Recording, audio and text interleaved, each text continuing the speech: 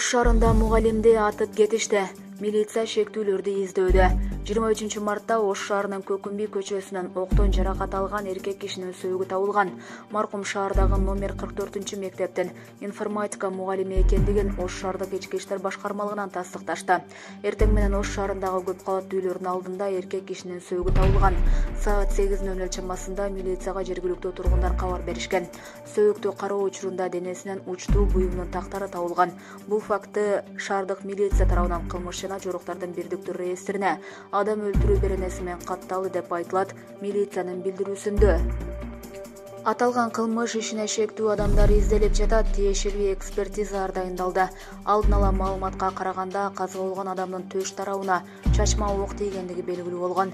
Ал эми Ош шаардык билим берүү башкармалыгынын башчысы Сантала Таматова маркум күндүз аталган орто мектепте информатика предмети боюнча сабак берип, кечинде таксист болуп иштеп жүргөндүгүн билдирди. Булак Спутник KG. Бензиндин баасы 50 сомго чыгышы толук ыктымал. Нефтетрейдерлердин божомолу. Бензиндин баасы жакын арада дагы 3-4 сомго кымбаттайт. Бул тууралуу Кыргыз Республикасынын нефтетрейдерлер бирикмесинен билдиришти. Маалыматка караганда кымбаттоого бир топ факторлор себеп болууда. Алардын арасында нефтке болгон баанын дүйнө жүзү боюнча көтөрүлүшү дагы бар. Кымбаттоого Россиялык заводдордогу дүң баанын көтөрүлгөнү дагы себеп болууда. Тагыраагы 1 литр бензиндин 50 сом болушу кадыресе көрүнүш болгон турат. Келерки кымбаттоо марттын аягына, апрелдин башына туура келиши мүмкүн дешти. Уюмдан билдиришкендей, мындан узагыраак убакытка прогноз кылуу мүмкүн эмес. Анткени дүйнөлүк рынокто нефти казып алуунун көлөмү азайган сайын баалар тездикте өзгөрүп жатат. Энергетика жана өнөр жай министринин орун басары Вероника Исаева бааларды турукташтыруу максатындагы аракеттердин бир катары чийки нефтини Кыргызстандан чыгарууга тыюу салуу болгонун айтты.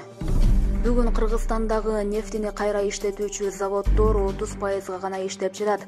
Жана алардын кубаттуулугу өлкөнү АИ 80 үлгүсүндөгү бензин менен камсыздоого гана жетет. Башка түрлөрүн импорттап жатабыз. Эгер бир ай ичинде күйүүчү майга баа 20% кымбаттап кетсе, монополияга каршы комитет чектөөлөрдү киргизип, бааны бир деңгээлде кармайт, деди ал. Булак Спутник KG.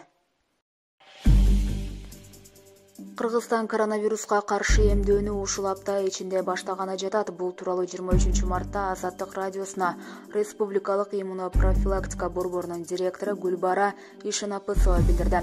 Анын айтымында эмдөө милдеттүү түрдө болбойт. Вакцина алууну каалаган 75 000 адамга арасын 20 күндөй кылып 2 жолу сайылат.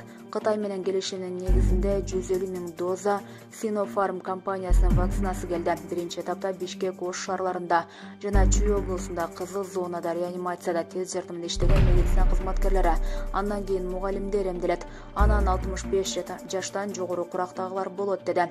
Ишенапысова билдиргендей, катардагы жарандар бул 150 000 доза боюнча планга азырынча кирбейт. Коронавируска каршы вакцина алып келүү боюнча сүйлөшүүлөр уланууда. Булак Азаттык. Бишкекте ковид жуктургандардын саны өсүп, санитардык көзөмөл күчөтүлдү. Борбор калаада коронавирус жуктургандардын саны көбөйө баштагандыктан Бишкекте санитардык көзөмөл күчөтүлдү. Бул тууралуу мэриянын маалымат кызматы кабарлады. Ага ылайык өткөн суткада Бишкекте 56 адамдан коронавирус аныкталып, оору ийлештиргендердин саны 29 645 жетти. Эпид кырдаал көзөмөлдө. Ошентсе да бири-бириңерди карагыла. Илдет жуктургандардын саны өсө баштагандыктан вице-мэр Айжан Чыныбаеванын тапшырмасы менен санитардык көзөмөл күчөтүлдү. Чарба субъектилеринде мобилдик бригадалардын саны көбөйтүлдү деп айтылат маалыматта. Мэрия санитардык талаптарды аткарууда жоопкерчилик жетекчилерге жүктөлөрүн айтып, ишкерлерден кызматкер кардарларына коопсуз шарт түзүп берүүнү өтүндү. Муниципалитет шаардыктарды бет капты түшүрбөй тагынууга чакырып, спорт менен машыгууга үндөдү. Булак Спутник KG.